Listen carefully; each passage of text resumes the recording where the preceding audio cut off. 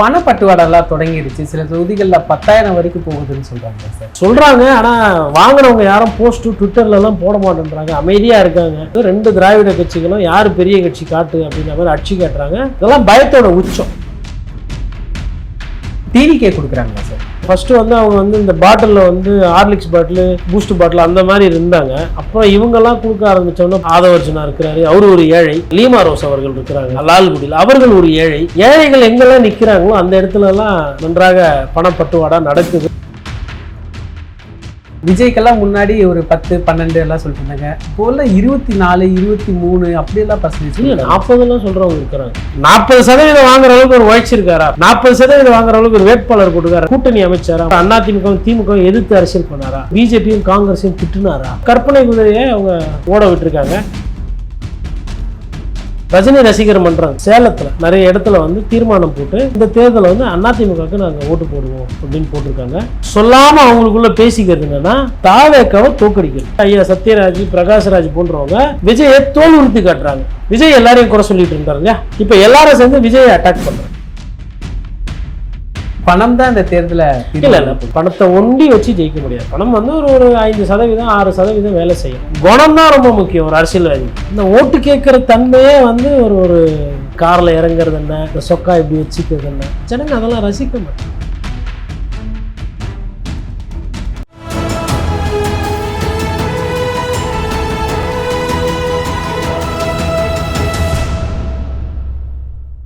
தமிழ்நிறம் நேயர்களுக்கு வணக்கம். இன்று நம்மிடையே மூத்த பத்திரிகையாளர் திரு கோட்டீஸ்வரன் அவர்கள் இணைந்துள்ளார். சார் வணக்கம். சார் வணக்கம். நேயர்களுக்கு அன்பு வணக்கம். பணப்பட்டுவாடெல்லாம் தொடங்கிடுச்சு. சில தொகுதிகளில் 10,000 வரைக்கும் போகுதுன்னு சொல்றாங்களே சார்? உண்மைதான் சொல்றாங்க. ஆனால் வாங்குறவங்க யாரும் போஸ்ட்டு ட்விட்டர்லலாம் போட மாட்டேன்றாங்க, அமைதியாக இருக்காங்க. இதெல்லாம் கொஞ்சம் வெளிப்படையாக போட்டால் கிடைக்காத தொகுதிக்கும் கொஞ்சம் கிடைக்கும். பெஞ்ச இடத்துலையே பணமழை பெய்யுது.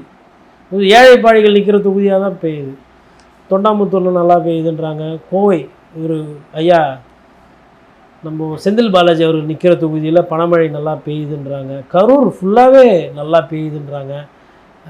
எம்ஆர் விஜயபாஸ்கரால் ஈடு கொடுக்க முடியல, தண்ணி குடிக்கிறாருன்றாங்க.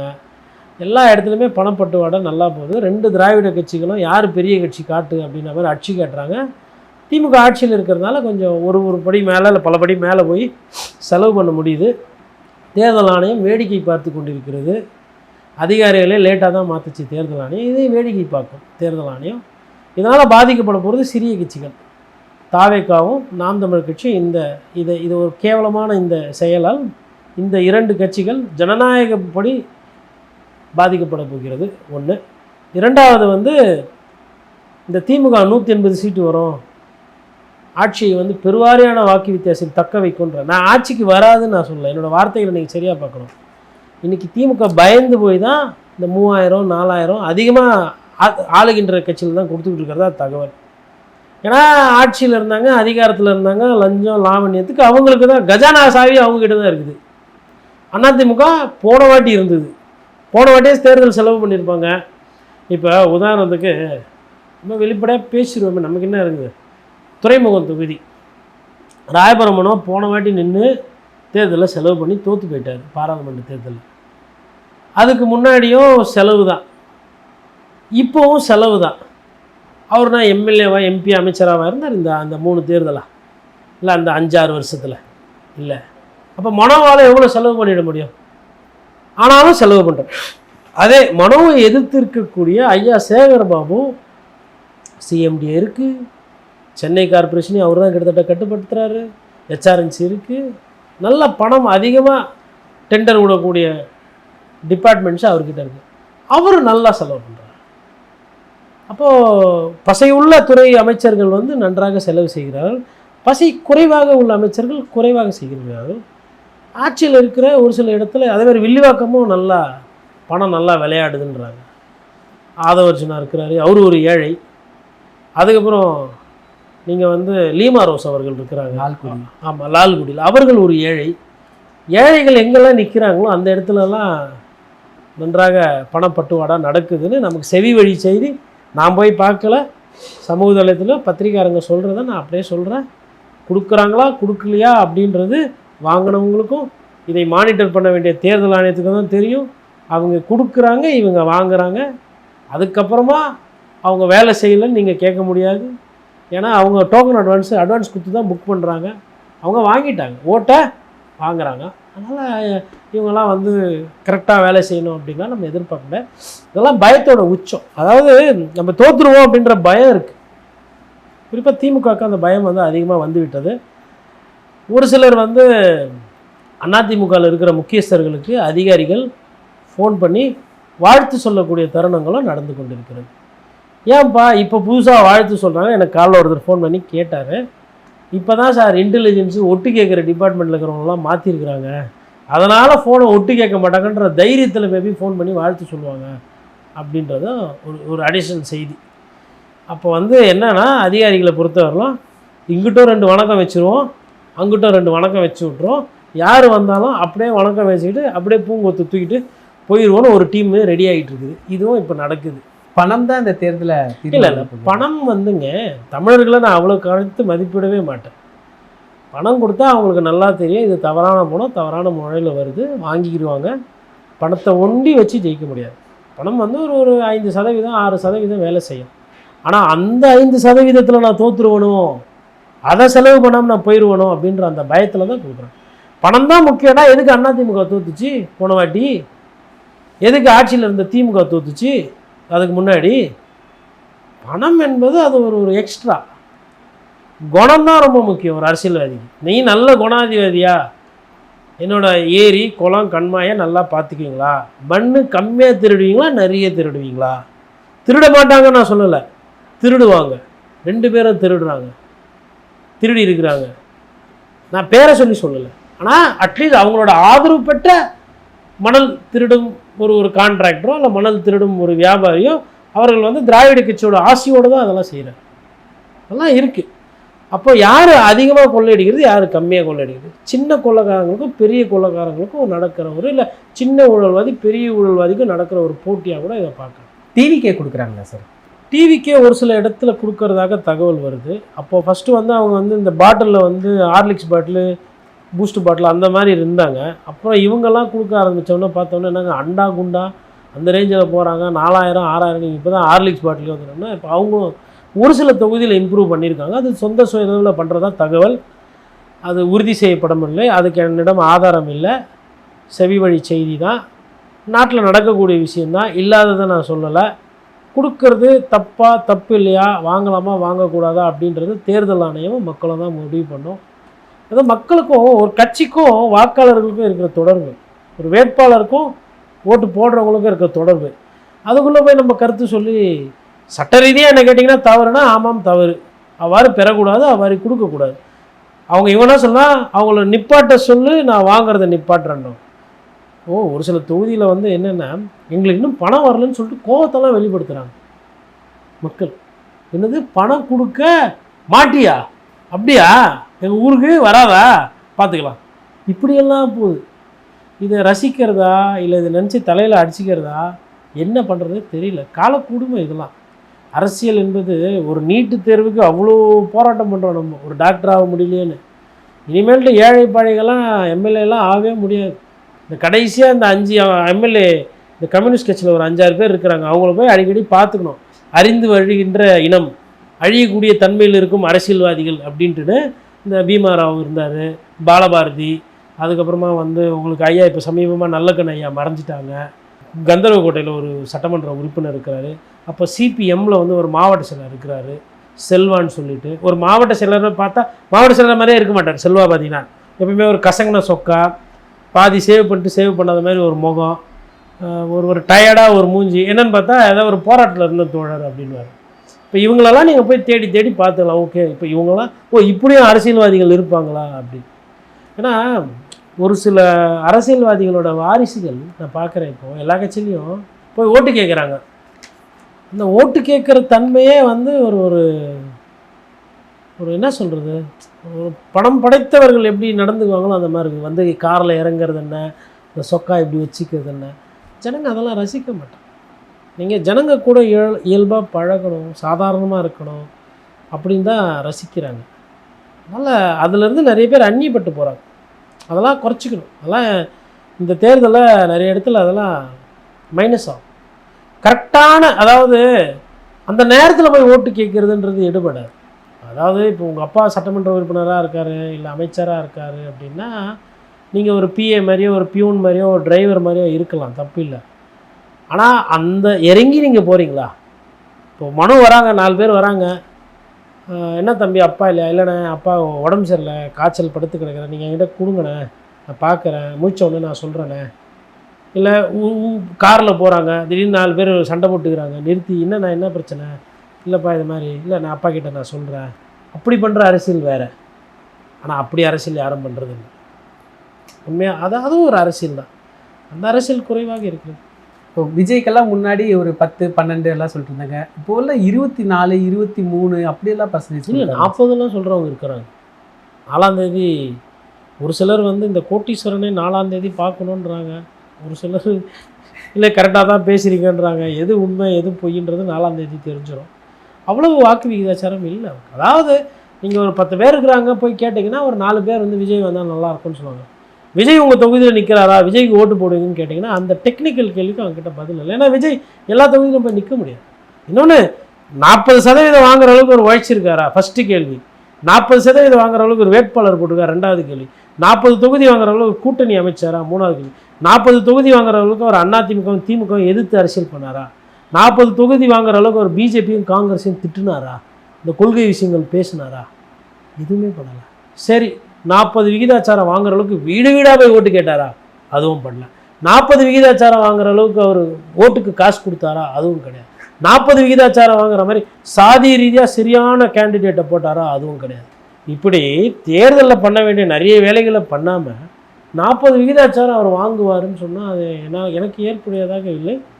அது ஒரு கற்பனை குதிரையை அவங்க ஓட விட்டுருக்காங்க. போட்டி என்பது திமுக அதிமுக தான் இருக்குது. இல்லை, எடப்பாடி பழனிசாமி மினிமம் அந்த 117 தொகுதி ஆகிற அளவுக்கு ஜெயிக்கிற அளவுக்கு வந்துட்டாரா? அந்த மொமெண்டம் கிரியேட் பண்ணிட்டாரா சார்? ஒரு 2 மாதத்துக்கு முன்னாடி அதிமுக எங்கே இருந்துச்சோ அந்த இடத்துல இப்போ இல்லை. அந்த இடத்துல வந்து அதிமுக முன்னேறி வந்திருக்கிறது. பட் சிம்பிள் மெஜாரிட்டி வர அளவுக்கு அந்த கட்சி வந்துடுச்சா, இல்லை தனிப்பட்ட மெஜாரிட்டி பண்ணுமா அப்படின்னா அது எனக்கு தெரியாது. நான் அதை சொன்னால் நான் ஒரு கட்சிக்காரர் போல ஆகிவிடுவேன். அதை நான் சொல்லவும் முடியாது. ஆனால் களத்தில் இன்றைக்கி அதிமுக முந்தி செல்கின்றதுன்றது எனக்கு அந்த வியூகம் இல்லை, அந்த வழி ஓரளவுக்கு தெரிகிறது. ஏன்னா மக்கள் வந்து இப்போ அதிமுக பற்றி பேசுகிறாங்க. ஏன்னா மாற்றுன்னு சொன்ன விஜய் அவர்களோட அந்த கிராஃப் வந்து குறையுது. கிராமங்களில் அதிமுகவோட கிராஃப் என்பது ஏறுகிறது. போன தேர்தலில் ஒரு 4-5 விஷயம் வந்து திமுகவுக்கு உறுதுணையாக இருந்தது. ஒன்று, முதல்வர் வந்து ஸ்டாலின் அவர்கள் ஆட்சி அமைக்கணும், அவர் ஒரு வாட்டி சிஎம் ஆகணும் அப்படின்றது பேசுபொருளாக இருந்தது. போன வாட்டி அவங்க கொடுத்த தேர்தல் அறிக்கை ஒரு பேசுபொருளாக இருந்தது. போன வாட்டி அவங்க அமைத்தப்போ கூட்டணிக்குள்ளே அந்த ஒற்றுமை என்பது அதிகமாக இருந்தது. இந்த வாட்டி ராகுல் காந்தியும் ஸ்டாலின் அவர்களும் சேர்ந்தே பிரச்சாரம் பண்ணலை. பிரியங்கா காந்தியெல்லாம் எதுவுமே இன்னும் பேசவே இல்லை. சோனியா காந்தியும் எதுவும் ஒன்றும் கருத்தும். அதாவது எதுக்குன்னா காங்கிரஸ் குடும்பத்தில் இருக்கக்கூடியவர்களே ஒன்றும் பெருசாக அந்யோன்யமாக ரொம்ப ஜெல்லாகலை. அப்புறம் ஊழல் குற்றச்சாட்டுக்கு ஆளான அமைச்சர்கள் அதிகமாக இன்றைக்கி இருக்காங்க. வழக்கு இருக்குது, இவர்கள் மீது கேள்விகள் இருக்குது. அப்புறம் ஆட்சியில் இருந்தால் எந்த கவர்மெண்ட்டுக்கு எதிராகவே ஒரு கோபம் என்பது இருக்கும். அப்புறம் உதயநிதி ஐயாவோட பிரச்சாரம் என்பது போன வாட்டி பட்டகாசமாக இருந்தது, பட்டை கிளம்பிச்சு. இந்த கல்லாகட்டும், செங்கலாகட்டும், இல்லை முட்டை வச்சு அவர் ஒரு சில கேள்விகள் கேட்டதாகட்டும், அப்போவும் அதே படம் தான் காட்டினார். எடப்பாடி பழனிசாமி அவர்கள் வந்து பாருங்கள் எப்படி போகிறாரு அப்படின்னு. இப்போது பாகுபலி படம் இருந்துச்சுங்க. இந்த படம் ரிலீஸ் ஆகும்போது ஓடுற ஓட்டம் வேறு, நல்ல படம் தான். அதே திருப்பி டெய்லி போட்டால் பாகுபலி ஓடுமா? அப்போ ஒரு படம் ஃபோட்டோ. இப்போ எடப்பாடி பழனிசாமி நீ என்ன காட்டுறது, நானே காட்டுறேன் பாரு, நீங்கள் என்ன செஞ்சீங்க அதை சொல்லுவீங்கன்னா அதை சொல்லாமல் நான் அப்படி போனேன் இப்படி போனேன் அதான் வந்துட்டேன்ல அப்படின்ற. அப்போ அவுடேட் ஆகுது. பிரச்சாரத்தில் வந்து இந்த வாட்டி வந்து பிரச்சாரம் தேர்தல் வாக்குறுதியில் அதிமுக முந்தி விட்டது. அதில் மாற்றுக்கிறதே கிடையாது. 220 தொகுதி 2 வாட்டி போயிட்டு வராங்க. வேட்பாளர் அறிமுகம் அதிகமாக படுத்தியிருக்காங்க. அந்த ஒரு வருஷம் உழைப்பு இருக்குது இல்லையா, அதை வந்து குறைச்சி மதிப்பிட முடியும். ரஜினி ரசிகர் மன்றம் சேலத்தில் நிறைய இடத்துல வந்து தீர்மானம் போட்டு நாங்கள் வந்து இந்த தேர்தலை வந்து அதிமுகவுக்கு நாங்கள் ஓட்டு போடுவோம் அப்படின்னு போட்டிருக்காங்க. இன்னொன்று சொல்லாமல் அவங்களுக்குள்ளே பேசிக்கிறது என்னென்னா தாவேக்காவை தோக்கடிக்கிறது, அதில் ரொம்ப தெளிவாக இருக்கும் அப்படின்னு. அதுமாதிரி அதிமுக வேட்பாளர் எங்கெல்லாம் போகிறாங்களோ அவங்களுக்கெல்லாம் அஜித்தோட ஃபோட்டோ எடுத்து போய் கொடுக்குறாங்க. அப்போது ஒரு சிலர், அதாவது சினிமா துறையில் இருக்கிறவங்க என்ன நினைக்கிறாங்கன்னா, திமுகவோட தலையீடு படம் எடுக்கிறதுல நிறைய இருக்குது, இதெல்லாம் வந்து நீங்கள் பண்ணியிருக்கக்கூடாது, நீங்கள் வந்து சினிமா எடுக்கிறதுனால எங்களுக்கு வந்து துறை ரீதியாக பிரச்சனை இல்லை, எங்கள் துறை நாங்கள் பண்ணிக்கிறோமே, எங்களுக்குள்ளே பார்த்துக்கிறோமே, எல்லாத்துலேயுமே வந்து ரொம்ப முக்கியஸ்தர்கள் உள்ளே வந்தால் அந்த ஒரு வெறுப்பு இருக்குது, அந்த ஒரு கோபம் இருக்குது. அதை என்ன பண்ணுறாங்க, திமுக கிட்ட போய் இது பண்ணாமல் நிறைய பேர் என்ன பண்ணுறாங்க, அதிமுக சாயலில் கலக்கிறாங்க. இப்போ இது வந்து விஜய்க்கு வந்து ஒரு நெருக்கடி. அதாவது சொந்த துறையிலேயே விஜய்க்கு ஆதரவாக யாரும் வந்து தீர்மானம் போடுறதோ நிலைப்பாடு எடுக்கிறதோ இல்லை. சத்யராஜ் அவர்கள் வந்து விஜயை எதிர்த்து பேசுகிறாரு. அப்போ ஒரு சைடு வந்து ரஜினி ரசிகர்கள், அஜித் ரசிகர்கள் வந்து அதிமுக பக்கம் போவோம் அப்படின்ற மாதிரி பிளான் பண்ணுறாங்க. இன்னொரு சைடு நடிகர்களாக இருக்கக்கூடிய ஐயா சத்யராஜ், பிரகாஷ்ராஜ் போன்றவங்க விஜயை தோல் உறுத்தி காட்டுறாங்க. இப்போ நீ வந்து எதிர்க்கிற மாதிரி பேசுவ, ஆனால் உன்னாலெல்லாம் பாஜகவை எதிர்க்க முடியாது, உன்னாலெல்லாம் திமுகவை வீழ்த்த முடியாது அப்படின்ற புள்ளியில் அவங்க வந்து அவங்களும் நடிகர்கள், அவங்களும் திரைக்கு வச்சுருக்கு. அவங்க என்ன பண்ணுறாங்கன்னா விஜயை அம்பலப்படுத்துகிறாங்க. கூட கமல் அவர்களும் சேர்ந்துக்கிறாரு, விஜயை வந்து அம்பலப்படுத்துகிறார். அப்போ என்னென்னா, விஜய் அவர்களை எல்லாரும் வந்து விஜய் எல்லாரையும் குறை சொல்லிட்டு இருந்தார் இல்லையா, இப்போ எல்லாரும் சேர்ந்து விஜயை அட்டாக் பண்ணுறாங்க. ஒரு சைடு திமுக அட்டாக் பண்ணுது, ஒரு சைடு அதிமுக அட்டாக் பண்ணுது. அப்போ இந்த போட்டி என்பது வந்து என்ன ஆகுதுன்னா, இரு துருவ அரசியல் டைட் ஆனாலும் ஒவ்வொரு தொகுதியாக வரும்போது இந்த மார்ஜின் வந்து குறையும். விஜய் யாரோட ஓட்டை பிரிக்க போகிறாரு. போன வாட்டி தபால் ஓட்டில் தான் வந்து ஒரு முக்கியஸ்தர்கள்லாம் ஜெயிச்சிருக்காங்க. குறிப்பாக சொன்னால் ரொம்ப க்ளோஸாக போய் போன தொகுதின்னு பார்த்தா காட்பாடி. ஐயா துரைமுருகன் அவர்களே வந்து 1000 ஓட்டு வித்தியாசத்தில் தான் ஜெயித்தார். அதே மாதிரி உங்களுக்கு எடுத்திங்கன்னா தென்காசி காங்கிரஸ் வேட்பாளர் ஒருத்தர், ஒரு பழனி நாடார் நினைக்கிறேன், இன்னும் சரியாக ஞாபகம் இல்லை, அவருமே வந்து சொற்ப வாக்குகளில் தான் ஜெயித்தார்.